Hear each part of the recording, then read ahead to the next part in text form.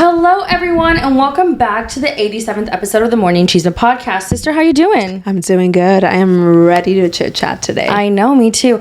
One thing we have to talk about, though, it is fucking hot.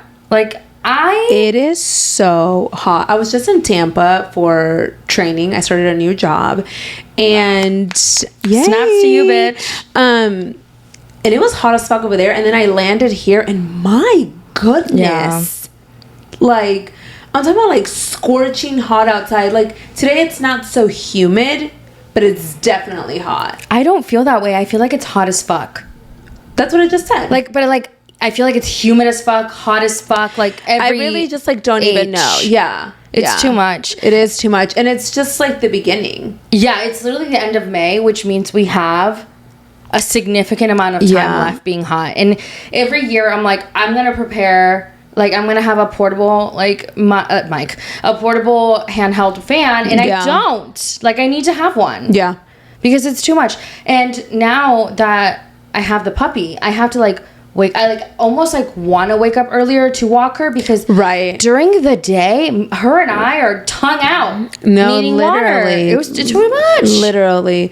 I have to start training for the Chicago Marathon. Well, I am training. For those of you guys who don't know, I am going to be running the Chicago Marathon this year. I haven't really talked about it. I don't know why.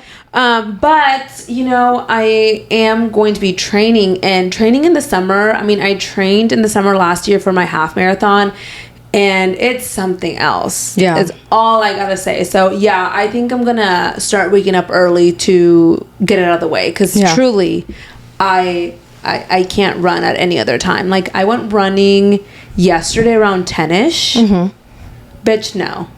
Absolutely the fuck not. I literally came back wet. Yeah. It's just no. And it's that feeling of every crevice of your body is wet. Yeah. Behind the ears, your everywhere, eyelids, between the toes. Yeah, it's your disgusting. Cheeks. Yeah. Both cheeks. The only wet that I want to be is the pool. Yeah. I just want to be one with the pool. That is exactly why I always say this. When I build a house, I want a pool so bad because I feel like it's the best investment in Texas because you're hot as fuck 9 months out of the year. No, literally. It's too much. The heat is too much. But I feel like we have so much to get through. We have been back and forth on the days that we film. But because now we have a new structure, because you start a new job, congratulations. Right. We will be filming and posting on Mondays. That is our new solid schedule. Yes. That's not changing. We are going out of town, of course, in a couple of weeks. But other than that, it'll be set in stone that we are going to be posting the podcast on Mondays. And I feel like since the last time we talked, we've had some explosive tea. A little tea that you shared with me, though, that I'm kind of could this be real? Mm-hmm. There's rumors going around that Drake and Cuddle could be dating. I saw that. Well, obviously, I sent it to you. And it is a little rumor that's going around. Doesn't have full legs right now.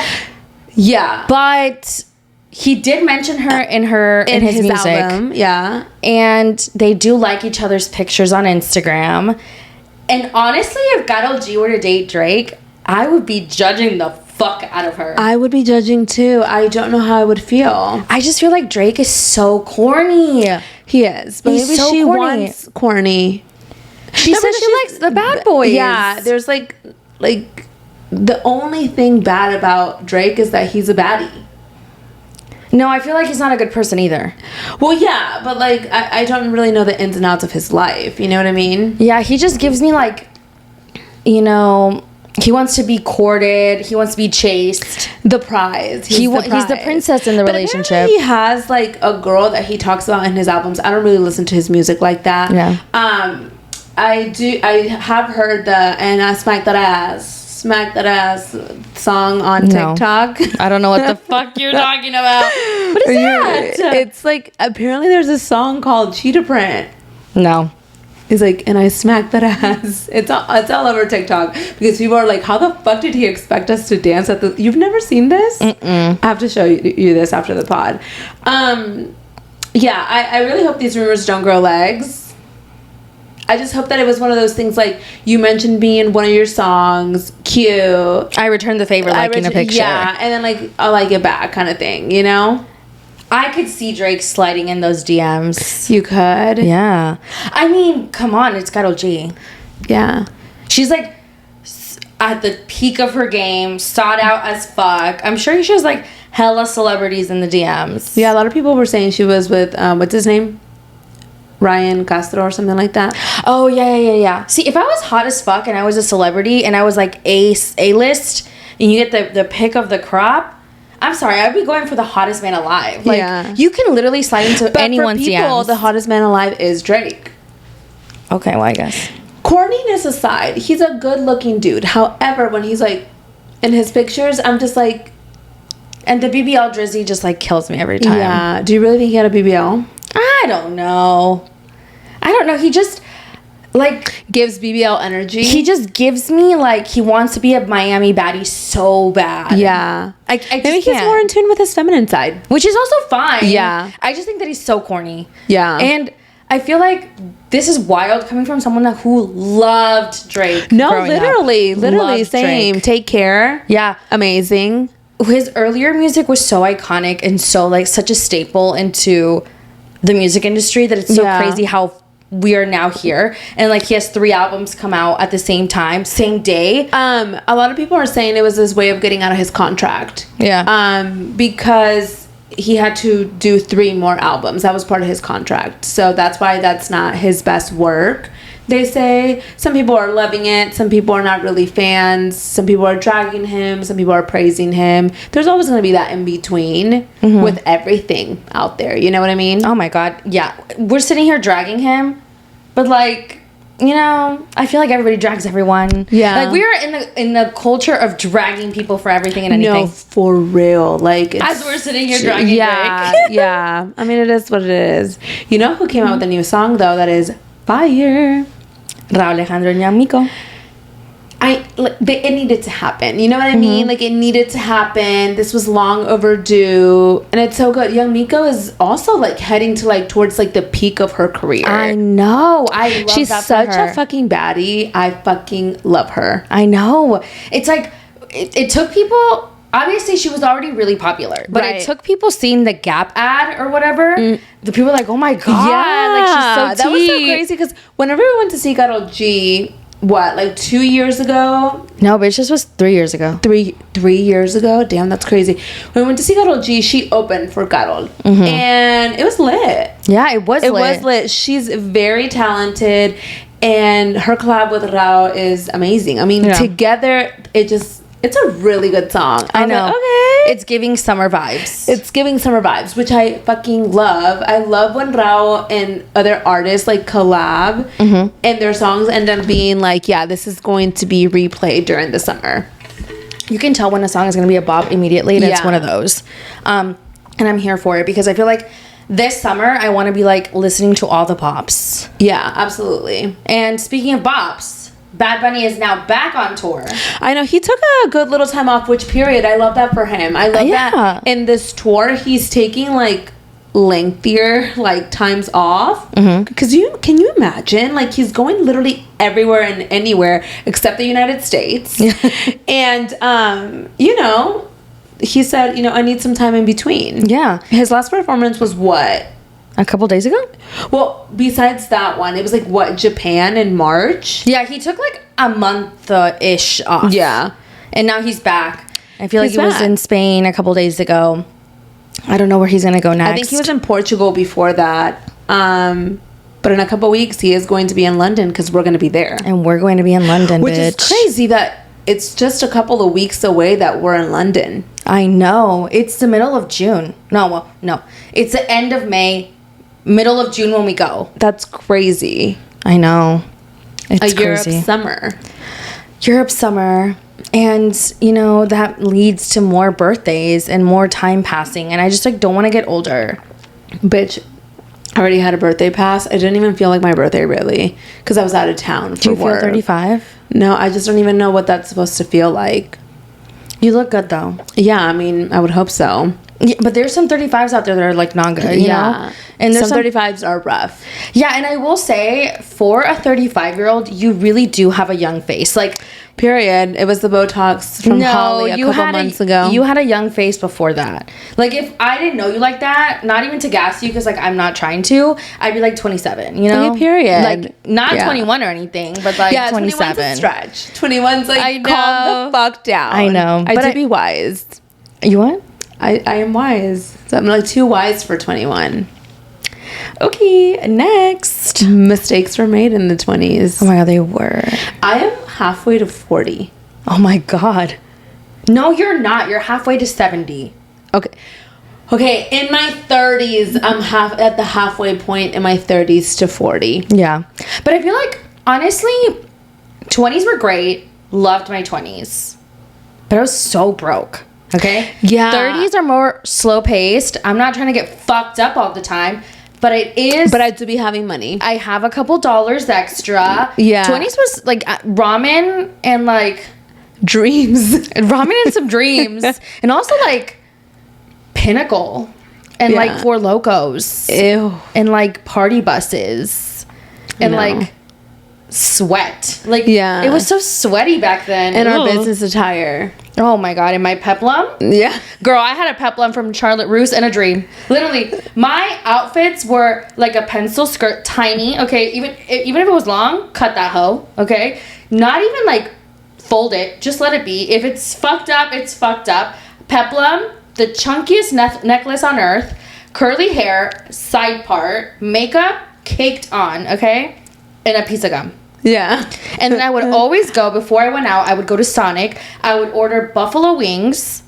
I don't know why. Mild with Sonic with extra ranch. I would have something water. I don't know what the name of it is. It's like a something water, like one of the drinks that they have at Sonic.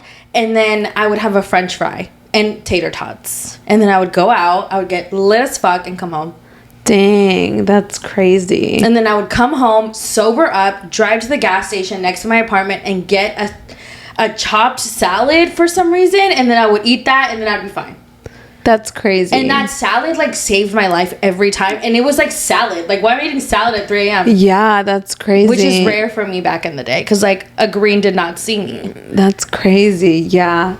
Those were some wild times. Yeah. I would not go back. I think that, like, I really do be thriving in my 30s. Yeah, no, I wouldn't go back either. I did, like, I have, like, a vague memory. I don't know if you ever went with me. Back in the day when I was at Texas State, there was this place called Chimmy's, where it was, like, a bar that, like, you go to before you go to the rest of the bars. Yes, you took me there. And they had these drinks. It's called a DP Shootout, and it's, like, tastes like Dr. Pepper, but there's no Dr. Pepper in it. It's just like liquor, like full. Yeah. And then you chug the whole thing.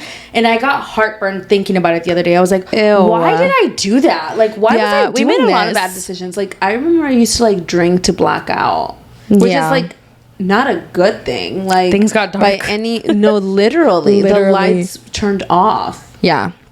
It was too much. Yeah, it was too much. But look at us thriving in our 30s, going to London in a couple weeks to see Bad. Yeah, I'm so excited. And the last time I was in London, just like to, finalize this topic of conversation, I have a funny story to tell. Now that it's been fucking 10 years, I can tell this story. So me and my best friend Anna went to London. Mind you, at the time, I was broke as fuck. I was serving tables. I worked in downtown Austin. I collected my little coins. I had $2,300 to be in London for 11 days. $2,300 for 11 days is not a lot of money. If you think about it. For like all the things that I'm going to need to do. Mm-hmm. And so we go to London. We're in London. We're doing London, Paris, New York. So we're gone for like 3 weeks. And we get to London. We're staying with a friend. So like free room and board, great. It's Anna's birthday, our friend's birthday, no big deal. We're there, like it's like the second to last day that we're there. We're celebrating Anna's birthday and our friend's birthday. And we're staying with him. We are going out for his birthday. He gets extremely fucked up, locks us out of like the place we're staying at.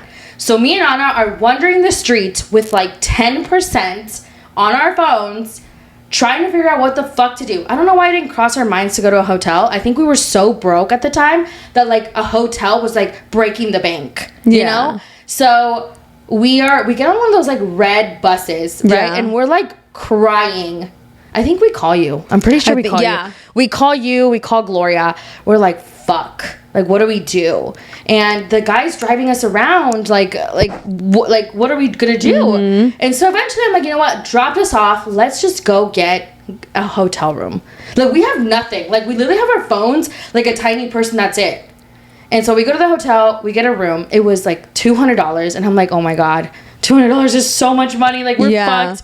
We wake up the next day. He like realizes like that he did that.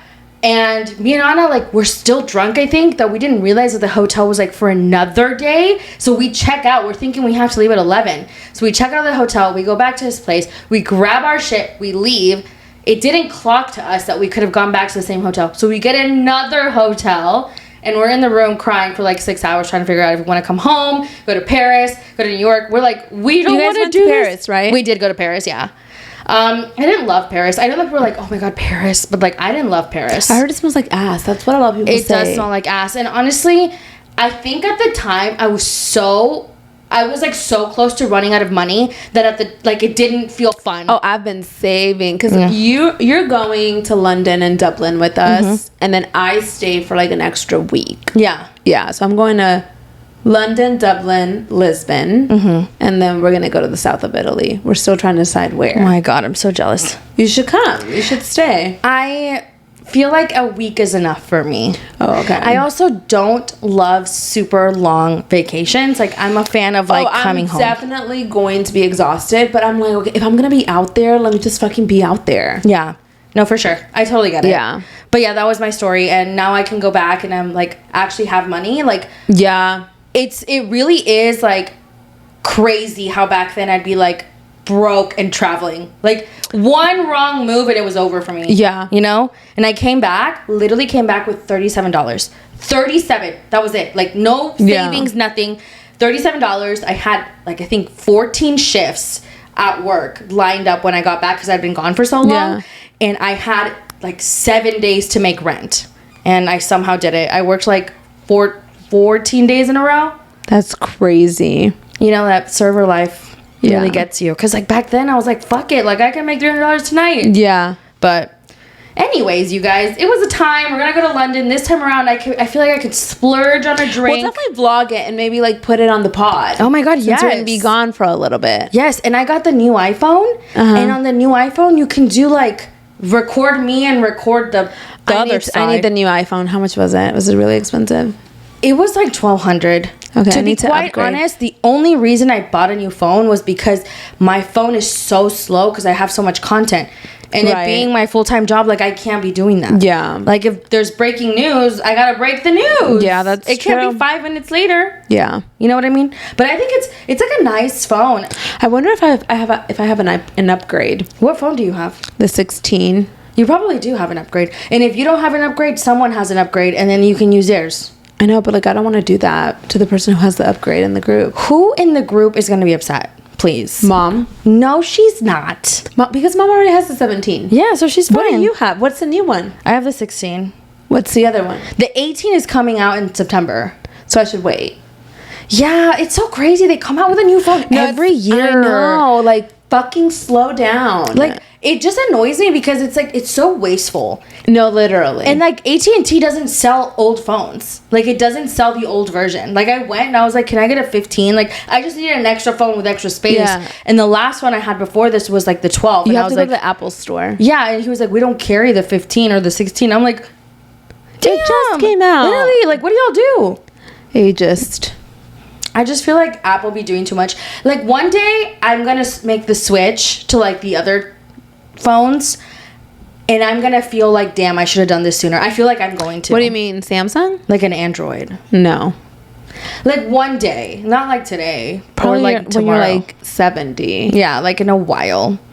Do you think there's gonna be like an iPhone 40? Probably. Oh my god. We're close to 20. Imagine being as old as the iPhone. Like, you're 18 this year and like the iPhone is like 18. Like, you're old. That's crazy. Yeah. Anyway, we're getting sidetracked. Speaking of iPhones though, I will be recording the entire concert because I'm going to put it on the internet. Like, I'm going to be right there. And the thing with the London concert is that like, we're not sitting. Yeah. So that's gonna be like a kind of card. Like we're gonna be like standing. Yeah. It is what it is. You know those bags that are on Amazon that turn into a stool? Yeah. To sit? I might buy one. Oh my gosh. They're just like really like uncomfortable to carry.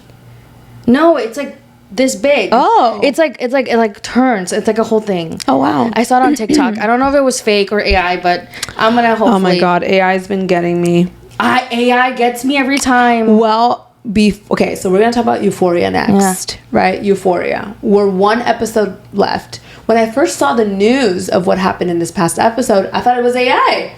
I think everything's AI at this No, point. literally, because I'm easily scammable. I have been scammed. No, absolutely. But back to Euphoria, episode 7. It was long. Still very confused as to what's going on. There's more loose ends now than there were at the beginning of the season. I don't know how we're gonna tie these up. So the people that are saying that if you don't get it, then you just like don't get it. I don't get it. Someone fucking explain it to me. I'm confused as fuck. Like, where are we headed? I feel like it's very like centered towards like a Lori v Alamo final like episode. Yeah. Like we're trying to figure like is- who's worse. Yeah. But like they're both horrible, and I feel like they're like going at each other. But none of the stories like tie into each other. No, literally, like it's so confusing. It's so in this episode, we see last episode that Cassie decides to delete her OnlyFans. Oh yes. And in this episode, Maddie's like, "You dumb fucking bitch. Yeah. You're gonna do what I fucking say you need to do," and slaps the shit out of her. And you know what? It was about a goddamn time. Yeah. All right.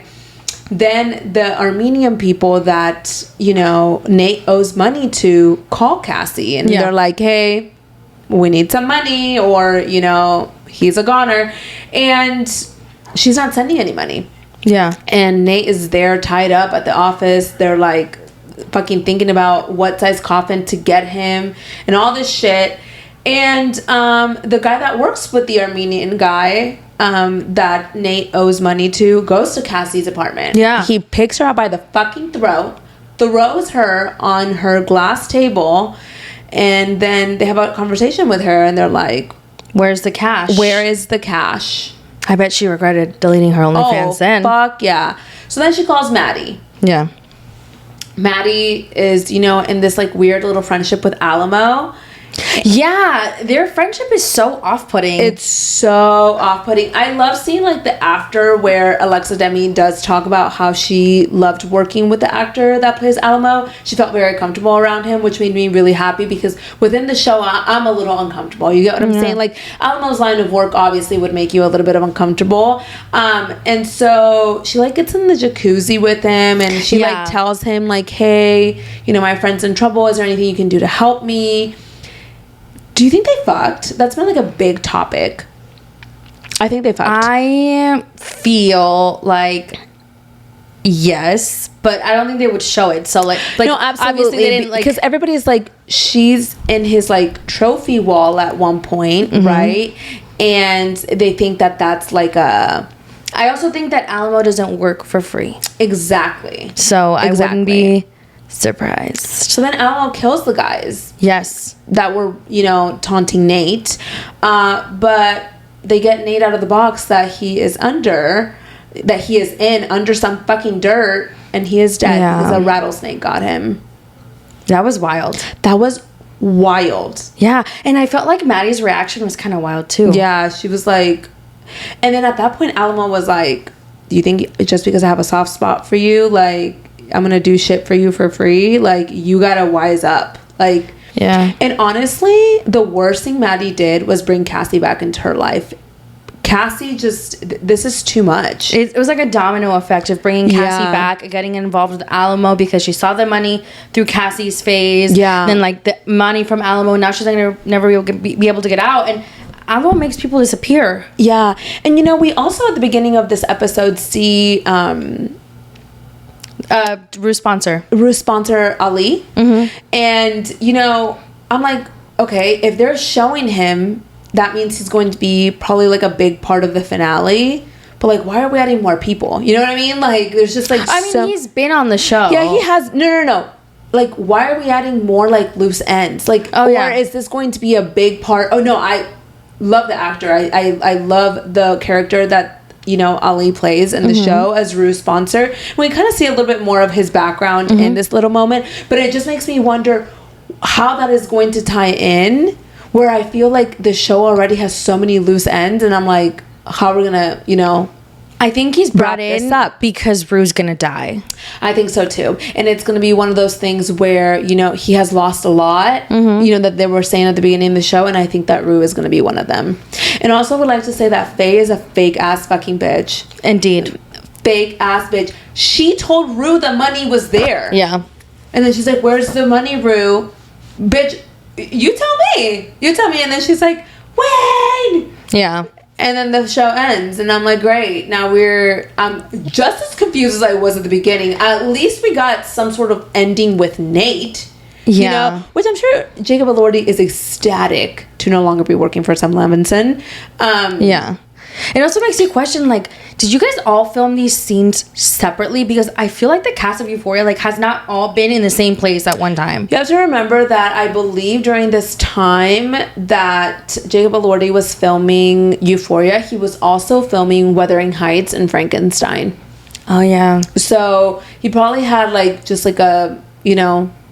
I always forget that he's, like, a big cheese. Yeah, he is a big cheese now. Yeah. Like, he's, like, that girl. And he's dating Kendall Jenner. Oh my God, I know.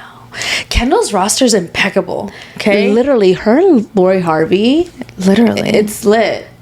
I mean, I'm telling you, when you're at that level of hot and celebrity, you can take the pick out of anyone you want. And they went on a double date with Kylie and Timothy. That's crazy. Yeah. What a foursome. Not like sexually, but like a foursome of people. Yeah. No, because think about it. Like, they went from like artists, rappers, basketball players to like Oscar nominated actors, you know, like that's like a switch up. Yeah. Maybe they said, you know what, my style's not working, my type of man isn't working for me. And Kendall and Jacob Elordi, they look good together. They're both tall as fuck. That would be one tall ass child. Yeah. Like, he's 6'5" and Kendall's like 6'1". 6'1". No, I'm lying. Is she like 5'11"? She's like 5'9". Let me look. Oh my God, am I making it up? Can you imagine? I feel like she's like 5'10". How tall? Oh, you're spreading lies. She's like 5'11". She's a model. Why am I fucking typing like a 60-year-old woman? 5'11". Wow, 6'1's not far off with heels. Even so kitten Bad heels. Bunny is 5'11" plus. I heard Benito's like 6'1". Period.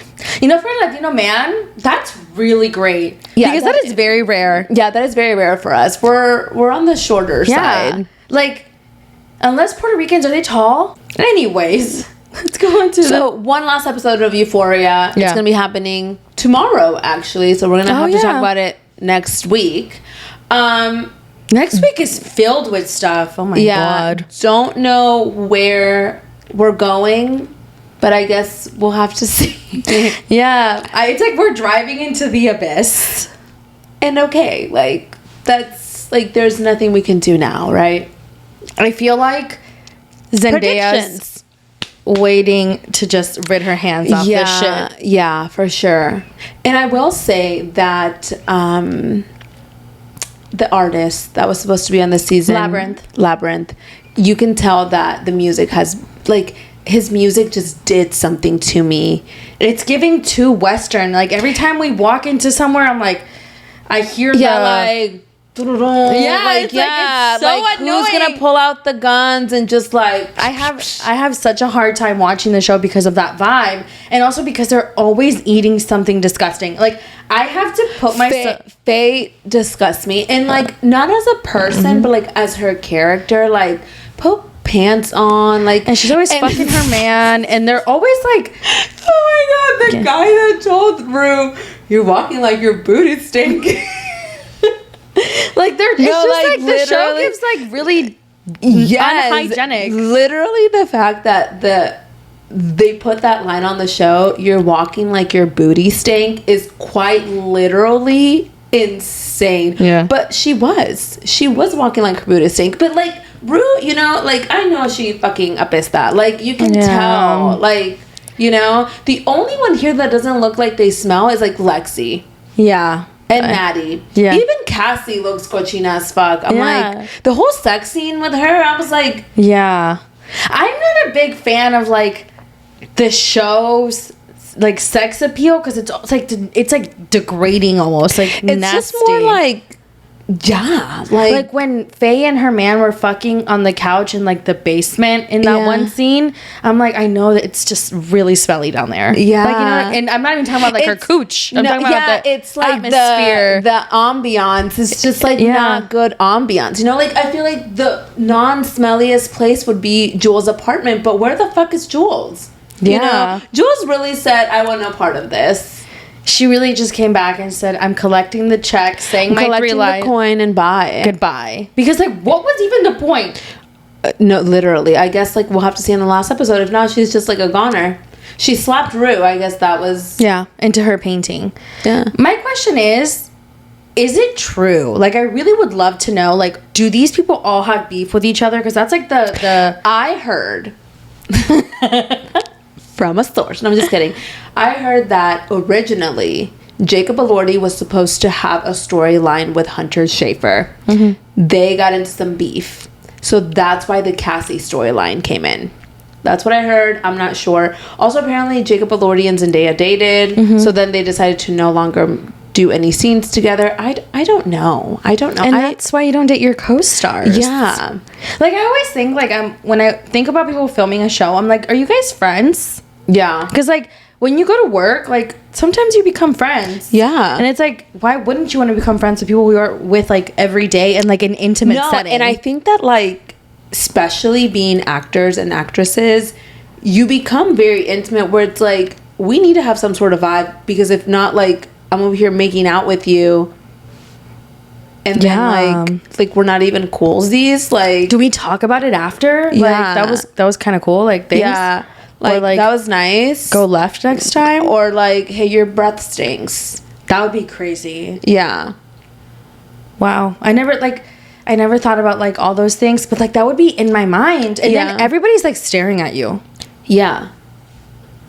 Like when like Sydney Sweeney's fucking titties bouncing while she was fucking that guy, like that's like really uncomfortable. Like, can you imagine filming that? But I guess like they've been, you know, actresses for a long time, but like there's just like there's a little bit too much, you know what I mean? Like I feel like Sydney Sweeney doesn't care. Like, she fucks with that vibe. Literally Sydney Sweeney literally said, my titties will be part of the show. Like, her titties were probably insured in this fucking show because no one else has had like sex scenes like this. I don't think anyone else has had sex like that. Yeah. Well, except for Faye. Even Faye. Yeah. That was a wild scene, though. Yeah. I was like, that's too much. Yeah. And not to sound like a prude, because, like, I don't give a fuck. Fuck on my screens, okay? I watched Heated Rivalry, and I liked it. And I loved it. Yeah. But I feel like there's, comes a point I'm just like, damn, okay. Yeah, like an F. Yeah. Oh, well. Anyways, on to the next one. Southern Hospitality Season 4 finale. It was a big one. I truly think they ate with this season of Southern Hospitality. Mm-hmm. Like, everybody came in and clocked the fuck in. However, I still believe that we need to get rid of Emmy, and this episode showed it. I think that Emmy is so fucking annoying. She's vile. She's extremely, like, selfish, and I think she knows exactly what she's doing, and she knows who she's pandering to in the Bravo audience. She also knows...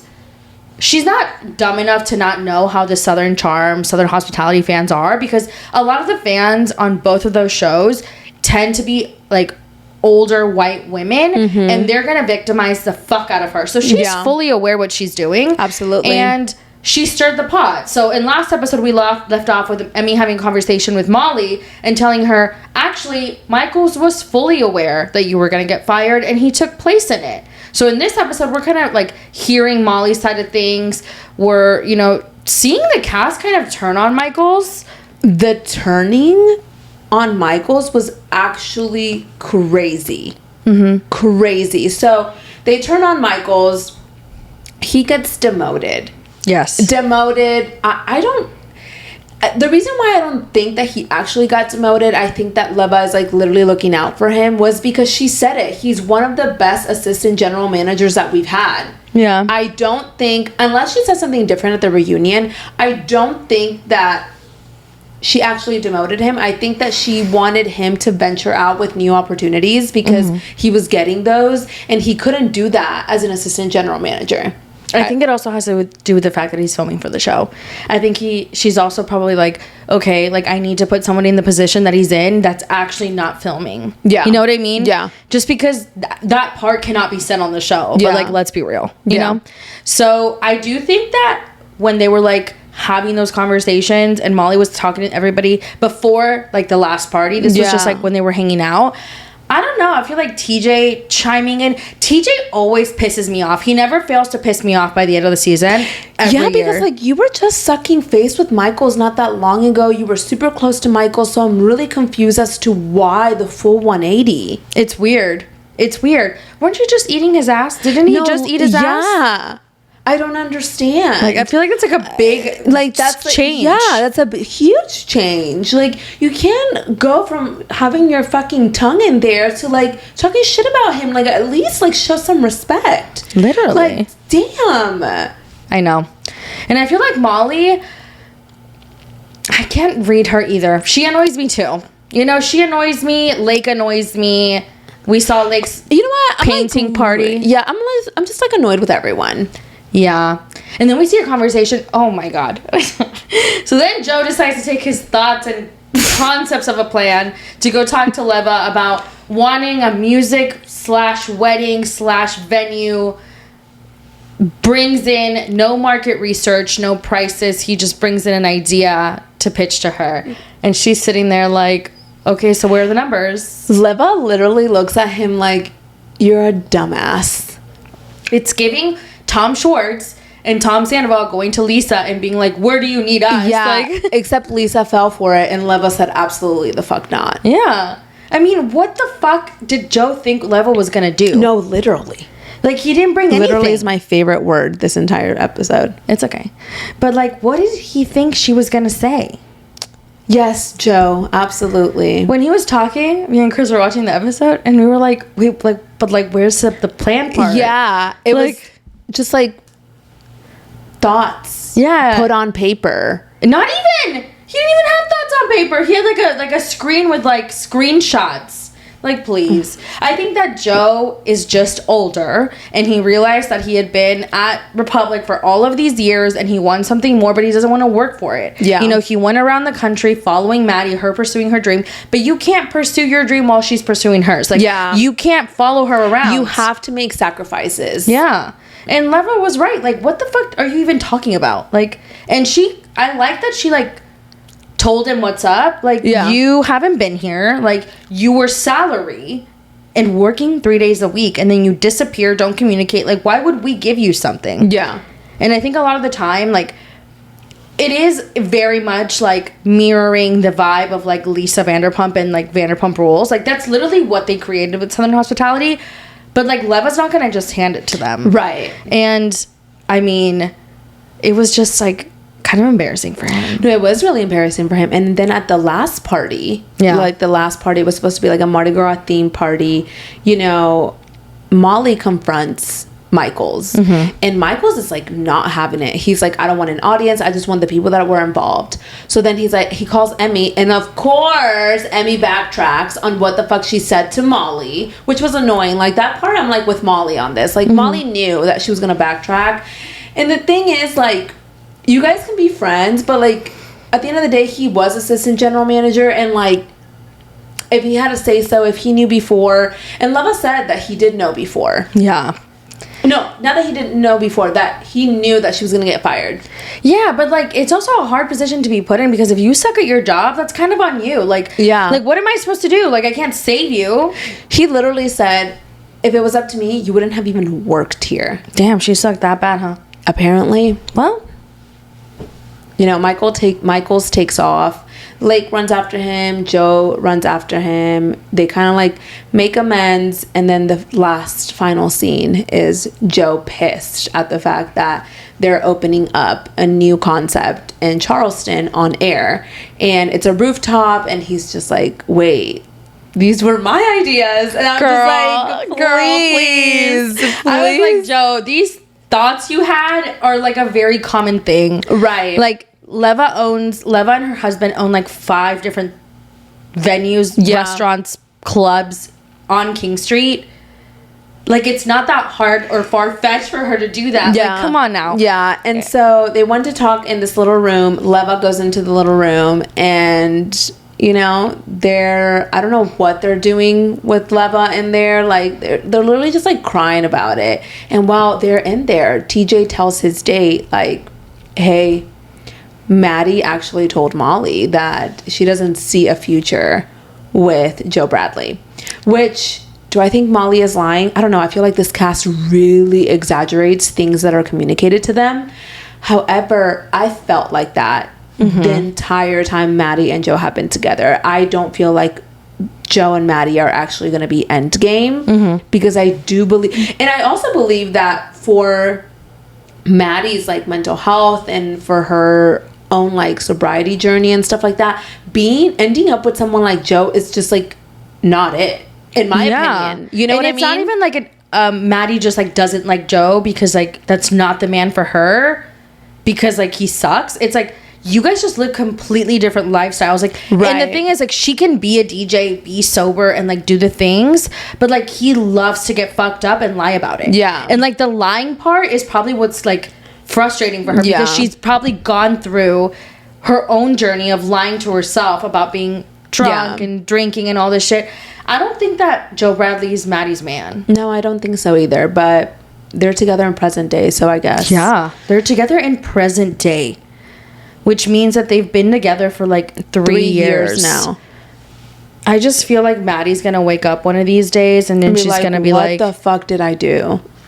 I think also another part about the relationship that probably bothers her is that Joe Bradley was in love with her before they started dating. So in his mind, he wants to move forward quicker. And she's like, we just got to this point where I'm comfortable, blah, blah, blah. Like, you know what I mean? Yeah. And also, I feel like I would feel really pissed if my boyfriend was involved in the demise of my last relationship. No, literally. Like, that would make me feel sick. Yeah. It's really fucked up. And I think that we moved past that very quickly. Yeah, because it's like people can chalk it up to like, oh, you're still in love with your ex all you want, but like the fact that the person that you are laying your head next to had the audacity to play a role in fucking your relationship up with someone that you loved, that led you to break up with that person and now be with them, and if that hadn't happened you probably wouldn't be with them, makes you kind of wonder like what kind of snaky shit are you able to do. Yeah.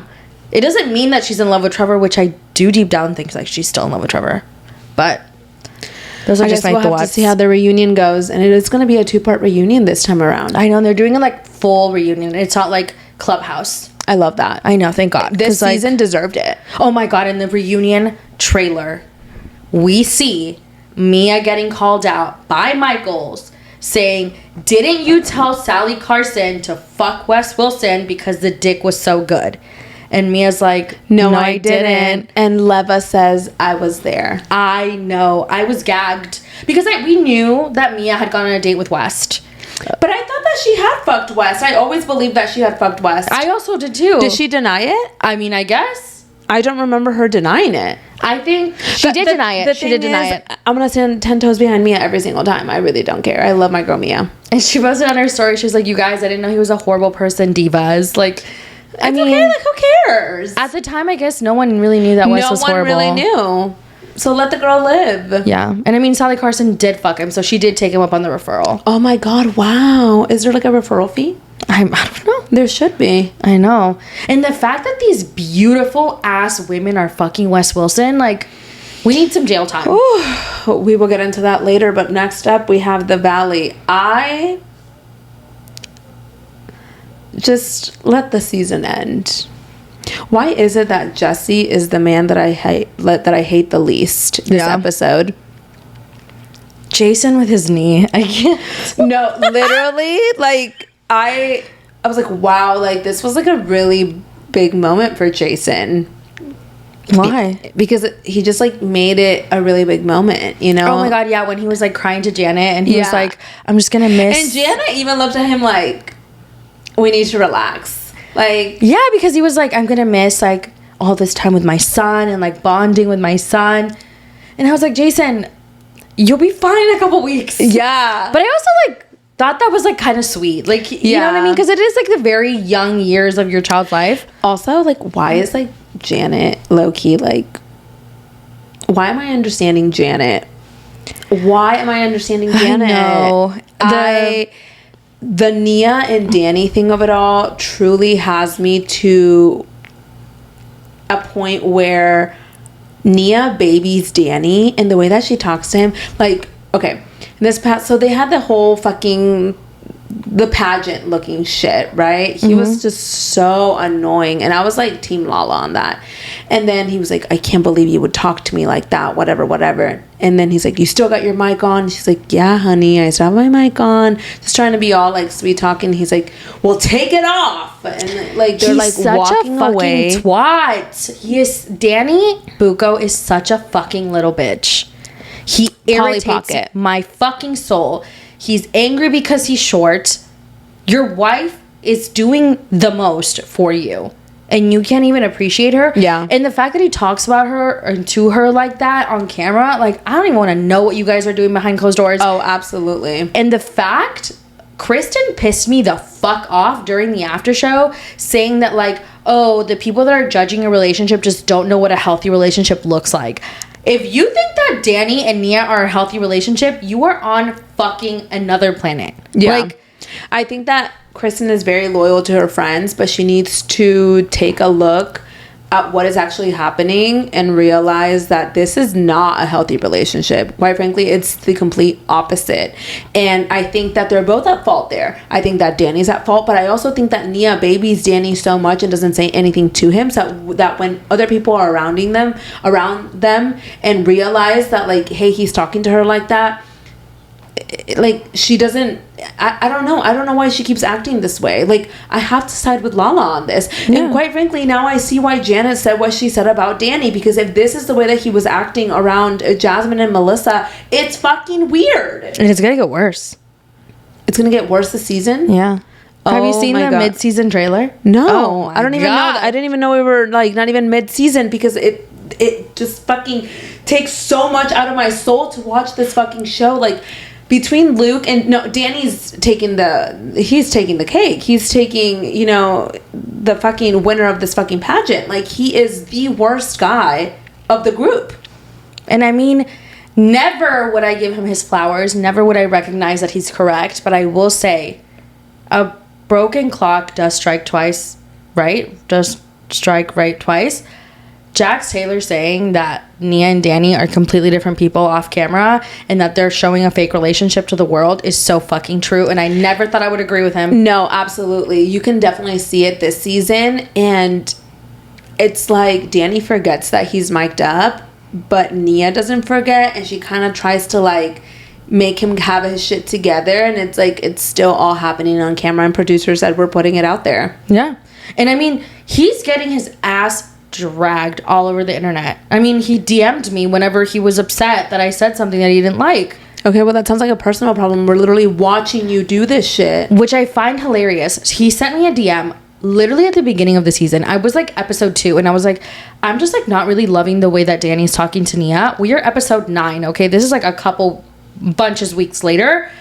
And he was like, oh, it's just the way that show's edited. It's all love here. Like, if you knew that this is, like, I'm sorry. We are 7 weeks later and you're still acting like this. Like, yeah. I don't think it's the show, babe. I think it's you. Yeah, I think it's you. Yeah, so it's like, it's just crazy to me that he can try to paint this narrative that, like, it is just the show, like, the way that it's edited, the production's fucking them over. Like, no, you guys have real fucking issues in your relationship and you put her in the fucking bumfuck nowhere for her to raise kids. She's overwhelmed. Like, you don't realize that she's postpartum. That doesn't clock to you. And that's annoying. Yeah. And I really hope that I don't think he will, but I really want Andy to put Nia and Danny on first chairs, separate sides, and I want him to fucking give them those questions. Yeah. Because it is tiring to see, like, their relationship be so awful and then, like, him skip out on Watch What Happens Live. Yeah. Like, he only skipped Watch What Happens Live. They're not coming back next season. Oh, absolutely not. And I don't think that they're going to go to the reunion. That was also my prediction. I could see a world where they're not going to do it because they're not going to go to the reunion and, like, allow Danny to be dragged. Because they don't want to hold him accountable. And that's what I'm saying, where I see maybe where Janet was coming from. Maybe she went about it the wrong way, but maybe Janet had a point this entire time. Yeah, and then that conversation when they're having with, I think it's like Lala, I don't know if Janet's there. I think it's Lala, Brittany, Jasmine, Kristen, and then somebody else. Nia and Zach. Yes, and Jasmine's trying to be heard, and like no one's listening to her. That was pissing me off. Yeah, it was pissing me off too. I think that Jasmine should have spoken up a little bit more, but like, Danny's not new to this. Yeah. So I guess we're going to have to see how it all goes down. I mean, I foresee, and I'd never want to wish anyone a horrible relationship, but I foresee, like, in the upcoming years, Danny caught cheating on Nia at a club drunk as fuck with, like, 2 blonde twins. Like, that's a vibe he gives me. You know what I mean? He gets so drunk. He gets so drunk and sloppy at your big age. Yeah. Like, no one is saying you can't drink, but, like, chill the fuck out. Yeah. Learn how to control yourself. Yeah. Like, I get it if you're, like, 20 or if it's once in a while. Like, everybody has a bad night. But we're, like, a couple weeks in already. Yeah. And, like, enough. Yeah. Enough. But The Valley does feel like fucking pulling teeth. Every week I'm like, I have to watch The Valley. I know. It's like we're recapping The Valley. Damn. But, you know, we did also see Michelle and Jesse have a moment, you know? I know. And why did I want them to get back together for, like, a small little moment? I know that I shouldn't. But I felt like, you know, Michelle was like, even though, like, I'm divorcing him and I know that I'm better for it, like, it's still bittersweet because we did spend these great moments together. And, you know, they cried and they hugged it out. And it's crazy to see that, you know, Michelle and Jesse are not the worst this season. I think both of them are not bad people. That's why it's hard to watch. Mm-hmm. But I think they just bring out the worst in each other, which makes them feel like horrible people. Yeah. And I do think that it's hard for me to also feel bad for Jesse because he put Michelle through like the ringer when her mom was dying. Yeah. And I just like, I feel like that's like the worst thing that you could do to someone. You know what I mean? So it's hard. It's hard. Yeah.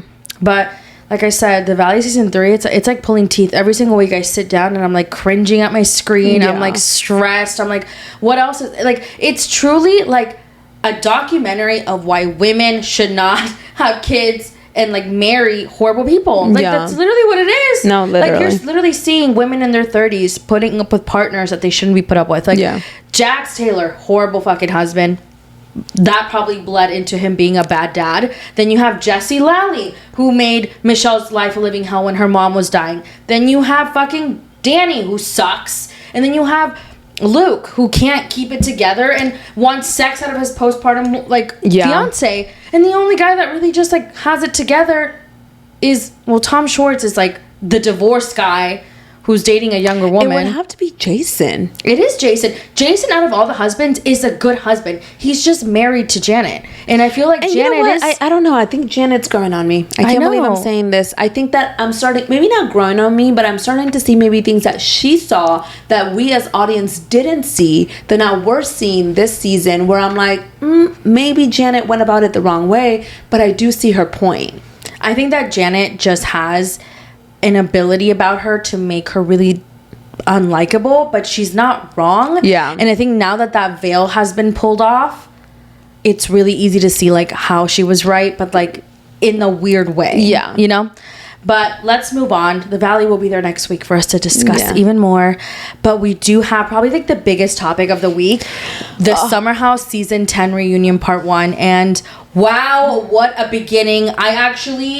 They wasted no time. No minutes. They said, let's get right into it. You know, we start the episode. You see Kyle telling Lindsay during one of the In the City's confessionals, hey, Wes and Amanda released a statement on their Instagram. They're reading it together. Obviously was the bombshell dropping that there is something romantic between them. They're confirming the rumors, and they're all fucking calling each other. What is it called? Like a conference calling each other? Carl's calling Kyle. Mia and Jesse are calling Lindsay. It's crazy. Mia's texting Sierra at the time, and it's truly, what a way to start the reunion. What a way. Way. Bravo did their big one with this one. Absolutely. I will say, some thoughts on the reunion. I think that I've been seeing a lot of people say that Sierra was too mean, too rude to Amanda. And I need to say something. Sierra should have been meaner. Okay? Yes. If I was Sierra, I would have whooped that bitch's ass. Okay? I'm sorry. She came in. I would understand if Amanda came in with some fucking type of remorse, but she gave no fucks. The way that she even talked to Sierra, telling her to fuck off, that would have turned into baddies. Bitch, I'm Bad Girls Club. I'm fucking fighting you. I'm whooping your ass right here, right now. Mm-hmm. Sierra, of course, a queen, classy queen, has always been a classy queen. But if that was me, I'm whooping your ass. No. I don't give a fuck. Like, it's crazy. I find it diabolical. I know that's like really violent, but like, dude, I wanted to go through my screen because I could not understand how Amanda literally gave no fucks. The only time Amanda felt some sort of something in this reunion was when she found out that Sierra had slept over at Wes's twice, and she was like, oh shit, and she took a deep breath, and she was like her exhale was a little shaky, and it was like the only time where she felt some sort of something. It's crazy because she said, I want to take accountability. I want to apologize to Sierra and Kyle. No, you don't. No. Like, you don't feel bad for what you've done. You don't feel bad for what you've done. And also, what I found to be dia-fucking-bolical is that you're risking your friendships, reputation, career, while fully knowing that West was dating Mija Moreno. Yes. You knew. You knew. You sat on the stage at the reunion and you said, I knew about this. That is so fucking weird. So weird. And that's when Mia said, Amanda, what are you doing? Like, what are you doing? Your marriage wasn't perfect, but you rather be one of Wes's side bitches? Like, you're okay with that? No, literally, what is Amanda doing? I truly think that Amanda's going to look down in a couple of years and realize, what the actual fuck was I doing? What the actual fuck was I doing? And what's so crazy to me is that, you know, our girl Sierra, she brought in receipts. She said, I first started feeling like there was something going on January 17th because they invited Amanda out for drinks, and she goes to look at her location, and she's at Wes's place, doesn't answer Sierra for 30 minutes, and Sierra's like, yeah, you didn't answer, and she's like, no, and she's like, yes, Amanda, you didn't answer. The only time that you answered was when Mia put us in a group chat. They've been doing this. And when they were like, well, what have you guys done before the statement, was like only kiss, and then like that they hooked up after the statement. Do you think we're fucking stupid? The way that they came out with the answers seemed so rehearsed that I was like, I know you two little crusty dusty musties are fucking lying right now with your fuck ass bun and your fucking fuck ass hair, Wes. Like, y'all both look a fucking mess. I cannot stand y'all, and you're still sitting here lying. Just fucking tell the truth. And that's what Jesse said. Jesse Solomon said, just tell the truth. Stop lying. Like, there's no way that you put out a joint statement and you hadn't even fucked. There's no way. And wasn't Amanda worried about some leaked audio where she was in a vulnerable position? Yeah. I'm sorry, but if you're getting blackmailed, I'm sure you're not getting blackmailed over a kiss, Amanda. And like, please be serious. She kept saying, I wasn't fucking Wes. And they're like, well, why did you turn your location off then? And Carl's like, because you were doing shady shit. You would not be turning your location off if you weren't doing shady shit, Amanda. Yeah. And the craziest part is, she kissed Wes for the first time at that brunch, which I know it was way before then because I know their bitches are lying. But then that was what? March 1st. Okay? It said it on the reunion. And then she texts Sierra on March 7th to talk about the rumors and then lie to her face right then and there. You don't give a fuck, Amanda. And she's like, I 100% lied. But like, you don't care. You don't care. I don't understand why I don't understand why in the world she would give up a friendship with Sierra for a man like this. But you know what? Sierra read them to filth. For the people that are saying that Sierra was too mean, she was not mean enough. in my opinion. No. She was not mean enough because Amanda sat there and really gave no fuck about anything. No fucks about anything. The only time, like I said, where she felt something was when she realized, oh shit, Sierra and Wes did spend the night together 2 times. And also when fucking Sierra dragged her to Filth at the very end of part 1, she said, because Lindsay went off on fucking Wes. She said, you're gonna do this thing to Amanda. You like are a little clout chaser. You climb the ladder, and when women no longer serve you, you get rid of them. You're gonna do the same thing to Amanda when this doesn't work out. And Sierra says, no, but it might work out because Wes needs someone who's weak to be next to him in order for him to shine in the relationship. And you know what? She's right. Yeah, she's right. And that's why Amanda cried, because she was like, oh shit. Yeah, like I am weak. You are weak, bitch. Like, damn. Seriously, Amanda's a joke, and we're gonna see more of that this coming week and then the week after that, because it's a 3-parter for the reunion, and I feel like it's only gonna get worse in this reunion. Yeah. And I need them to continue talking about this. Like, oh no, they're gonna continue talking about it. Apparently Kyle finds his voice, apparently.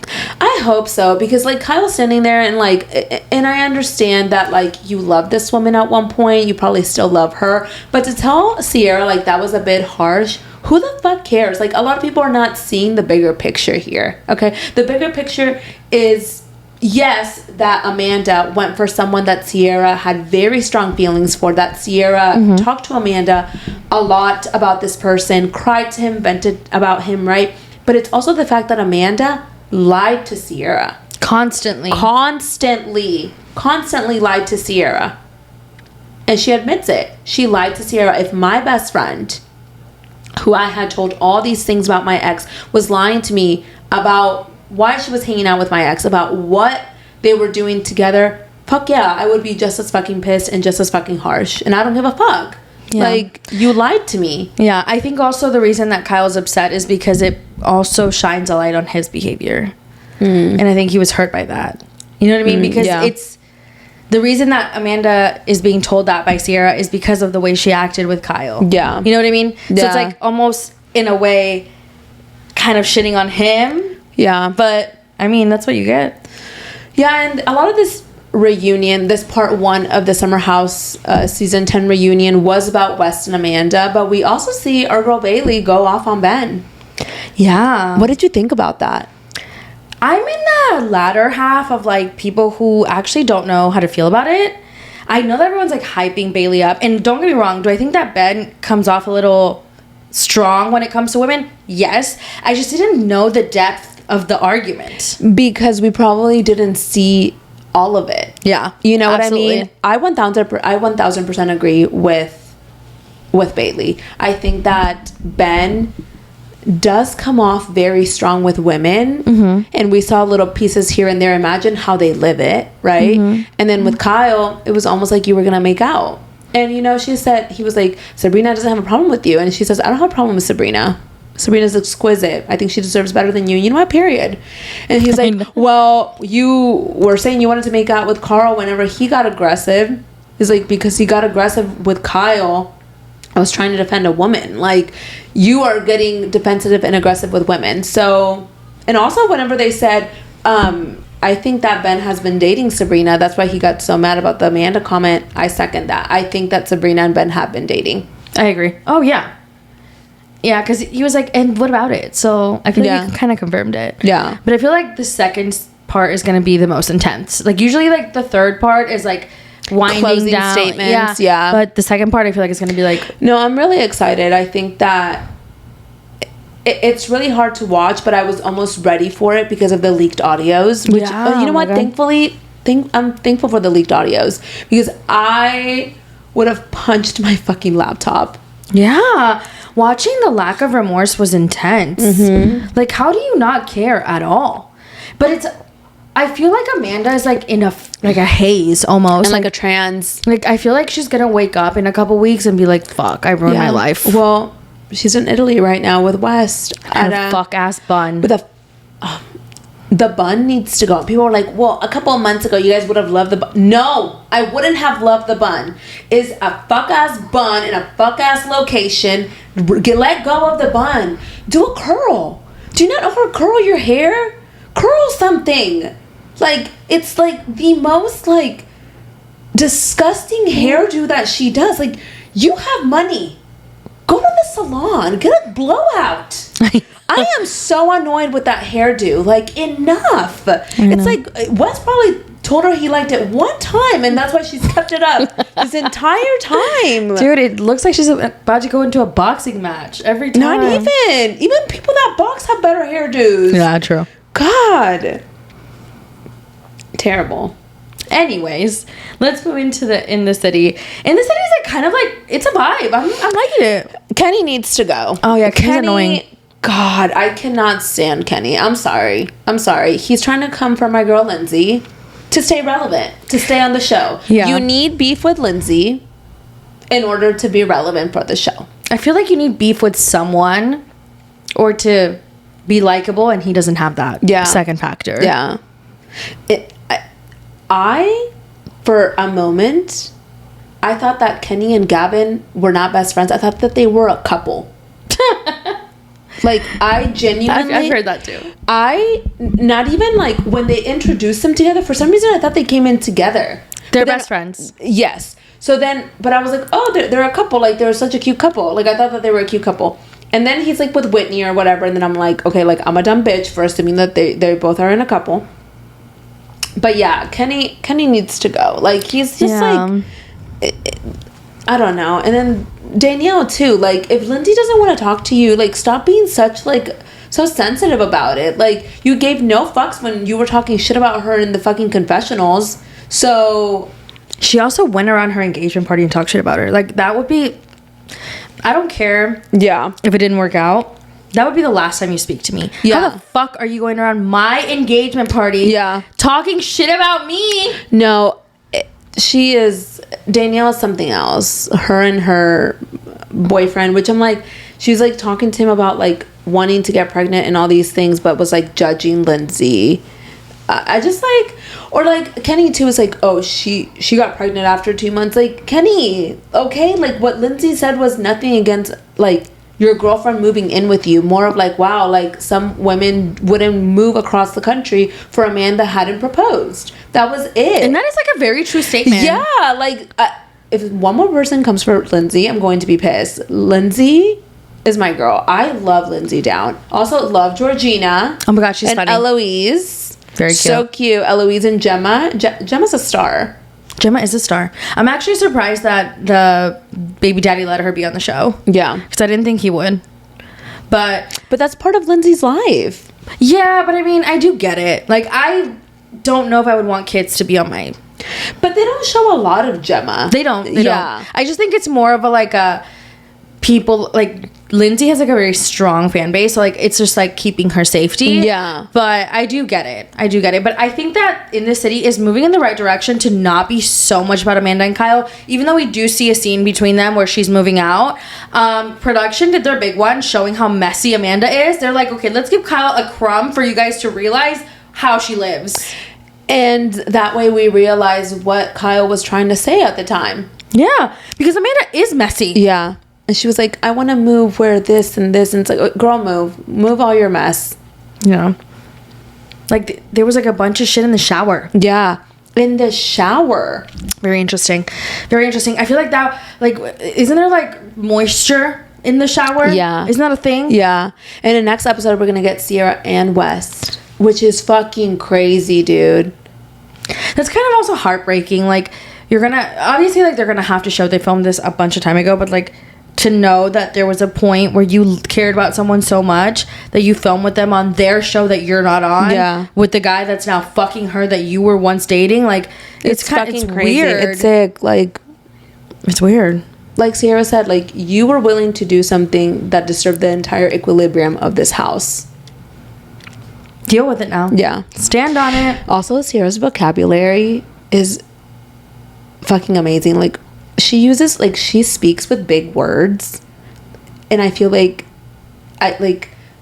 just like bigger words, you know, like veracity. Like, I was just like, I'm sorry, I got like a giant yawn. It had to come out. I'm so sorry. I just feel like I love people that use like really big vocabulary. Yeah, she's that girl. I mean, she is that girl. previous nurse, that girl, baddie, smart. Classy, beautiful. My God, yeah. And then there's Amanda. Sorry. Oh my God. Yeah. I'm just kidding. Yeah, okay. Speaking of Sierra, she's going to be the Love Island After Sun host. And you guys, Love Island is almost here. And not just Love Island USA. And you know what? I don't think so. In a way, I don't think Love Island's almost here. Why? They announced the cast. And we have done deep dives and background checks on everybody. Quite frankly, no one can continue. Let's start over. Yeah. It's bad. Look. Not necessarily the cast, but I feel like the intensity. The intensity is too much. I understand that we need to do deeper research on these people.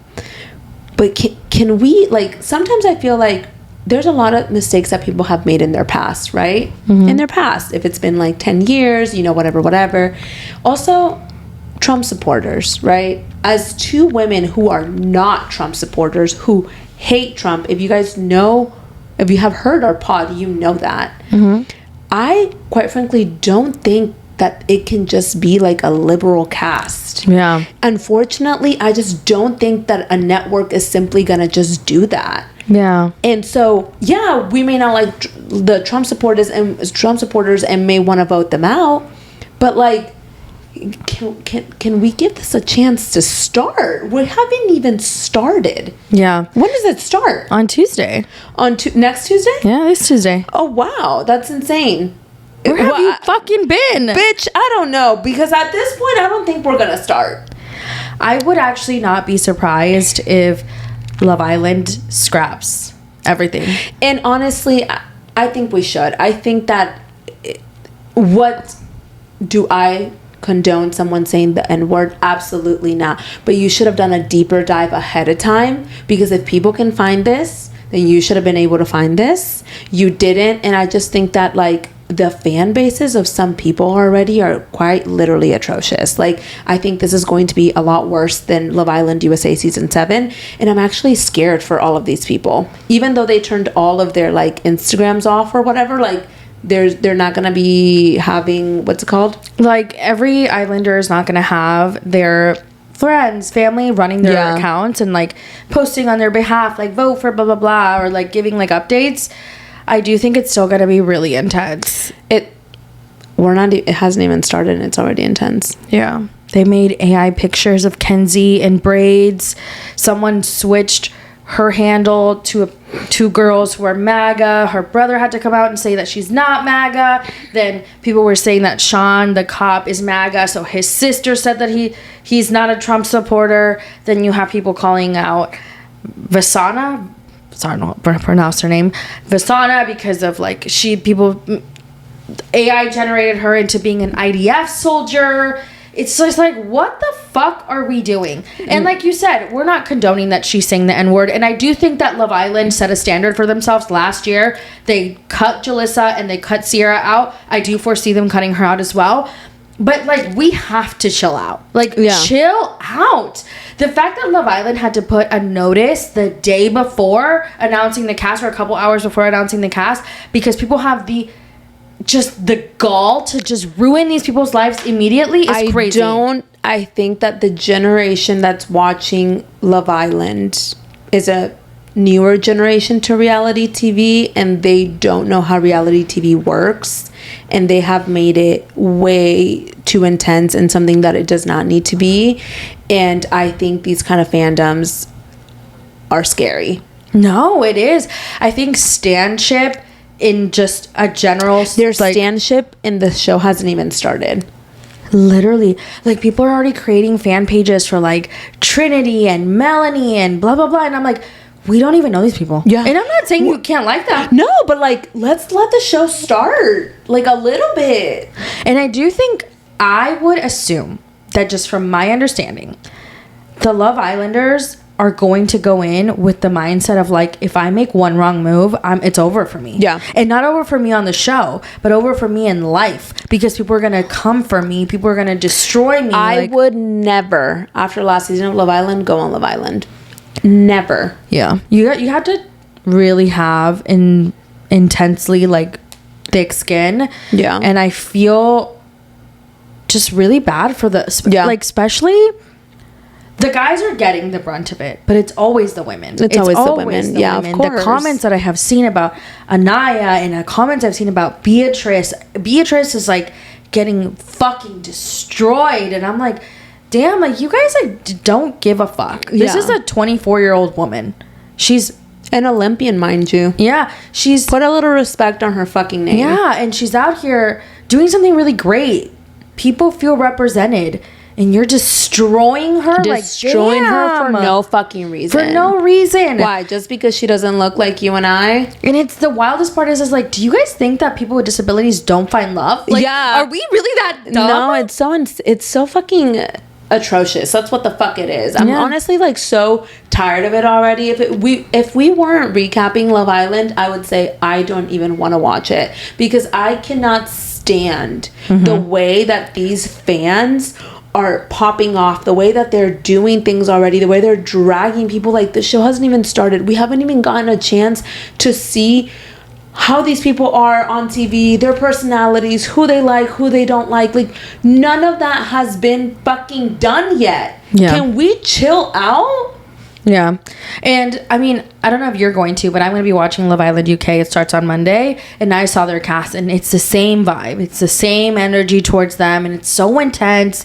Like, there's this one guy who's like a little bit on like more like the feminine side, and he's getting destroyed. And I'm like, damn, like, can't a bitch just like have fun and like be comfortable in a time where you think that we have made so much progress, right?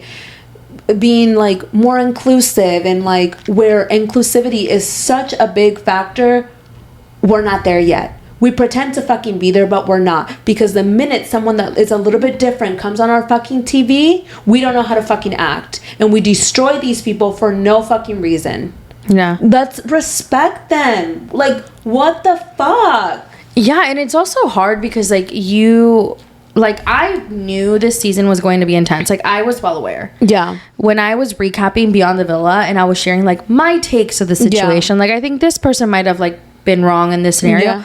The comments were so intense because when I first started watching Beyond the Villa, I was like, okay, I can understand Hannah like wanting to defend Iris in the situation with Pepe, because like she knows the full picture from her scope. That's her friend, whatever. People were obviously not liking that. Oh my God, the comments I was receiving. You cannot have a difference of opinion anymore without people dragging you. And that's, I always say this on my videos. If you guys follow me on TikTok, you know, I'm like, if you have a difference of opinion, you can leave it in the comment section, as long as it's fucking respectful. The minute you start disrespecting me is the fucking minute you get blocked. Absolutely not. I have an opinion, you have an opinion, and our opinions may not align, but it does not mean you have to disrespect me in the fucking matter. When it comes to reality TV, okay, like, please, why are people not digging up like our government officials, like information quickly? We are putting too much hate towards reality TV and not enough hate to the fucking pedophiles that are out there fucking running free like nothing, to the fucking sick fucks that are part of this government. Like, we need to put that energy towards that. Let these people be. If they're a little different, then let them be. Like, what the fuck is wrong with y'all? Yeah, I do think, like, this is my prediction. Based on the reaction of everything that's going on, I think that this is the last season of Love Island USA. Absolutely, I think so like, too. I think that the show's gonna pull back and be like, you know what? It's time for us to like reassess how this is handled. Yeah. And the fan base has gotten way too large. This is supposed to be a niche show for people who enjoy reality TV. It's no longer that. Yeah. Like, let's move on. We don't need this. Yeah. You know, and unless they're really power hungry, which I do also understand, because like the network wants numbers, and this is the biggest numbers they'll ever have. Love Island USA season 6 and 7 was huge. Oh, and 8 is going to be even bigger. I'm scared. Which I just wish every one of those islanders the best when it comes to this, because regardless, they're gonna get hate, and I just think that that's like so fucked up. I think what Love Island should have done is, one, make voting 21 and up. Figure out how to make it where you have, if only fans can make you put in a fucking ID to get approved, you can do it on your app to where you have to be 21 and up to vote. or cut the voting out in general and turn everybody's social media off. Doesn't matter. Like, make it private. And I know that followers comes with the hype of Love Island, but like, enough. Yeah. People do not know how to fucking handle themselves. No, it's ridiculous. And no one is saying you can't have an opinion or talk about like what's going on in the show. And you can have a favorite. You can do all those things, but like, let's tone it down a little. The fact that they're already like, oh, like so-and-so is coming to end Alandria. Alandria's not on the show. Stop. Yeah. Like, why are you bringing up her name to create imaginary beef? Let's stop comparing seasons. Huda, Shelly, Alandria, Iris, Hannah, Amaya, they were all part of last season. There's a new cast. Let those Islanders move on. Alandria's doing her big one. Huda's doing her big one. Shelly's doing her big one. Amaya's doing her big one. Everybody's doing their big ones from season 7. Even season 6. Yeah. Right?